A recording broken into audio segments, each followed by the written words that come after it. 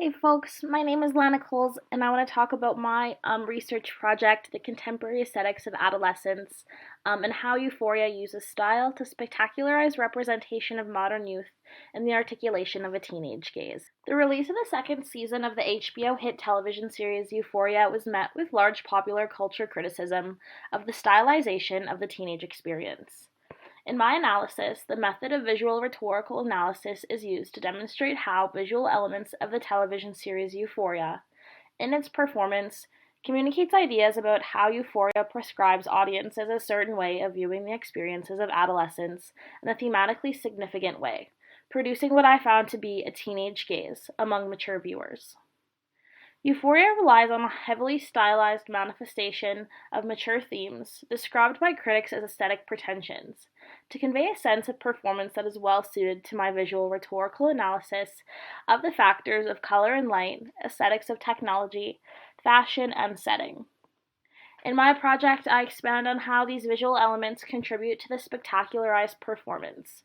The method that I employed to study Euphoria visually was adapted through Sonia Foss's visual rhetorical analysis. Visual rhetoric is a critical study of the function of imagery in a work that seeks to inform or persuade viewers. Visual rhetorical analysis is a framework that allowed me to understand and interpret visual symbols and their operation in contemporary popular culture in Euphoria. Foss describes this phenomenon well, where human experiences that are spatially oriented, nonlinear, multidimensional, and dynamic can often be only communicated through visual imagery or other non-discursive symbols.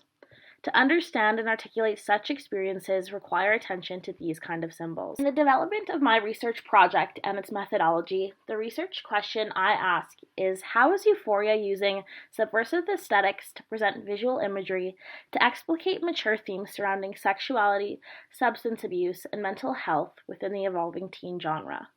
What is the message Euphoria is articulating to viewers visually? Foss provides three elements of visual rhetorical analysis: nature, function, and evaluation.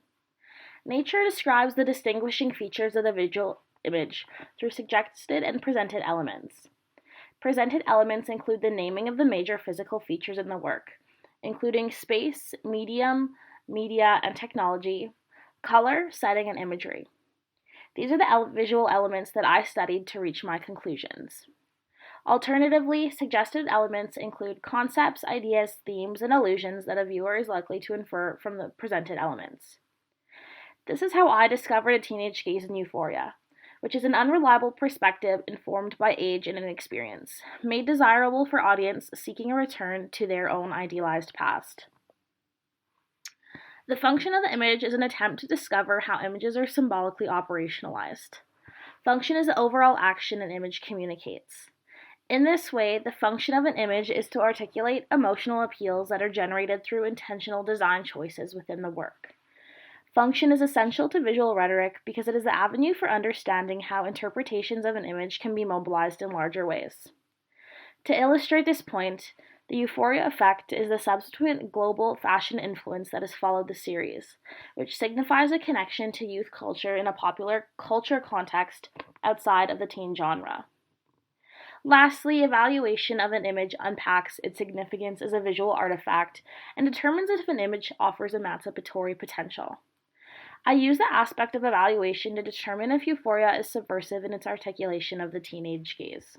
In my analysis, I visually studied the elements of color and light, aesthetics of technology, particularly the use of film versus the digital medium, fashion, and the manipulation of setting to determine that Euphoria produces a teenage gaze that is culturally significant when considering the power of the media industry and their bold representations of the teenage population and the issues they face, including addiction, mental health crisis, sexuality, and violence.